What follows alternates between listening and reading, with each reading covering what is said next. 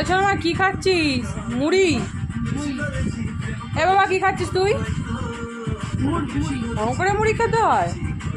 ও তার টিভি। ও ওইখানে কি ছিল? মেনি? মুখে দাও, মুখে দাও, মুখে দাও। ওরম ফেলে না, খাও, মুখে দাও, মুখে দাও। শোনো মা, খাও খাও, মুখে দাও, মুখে দাও।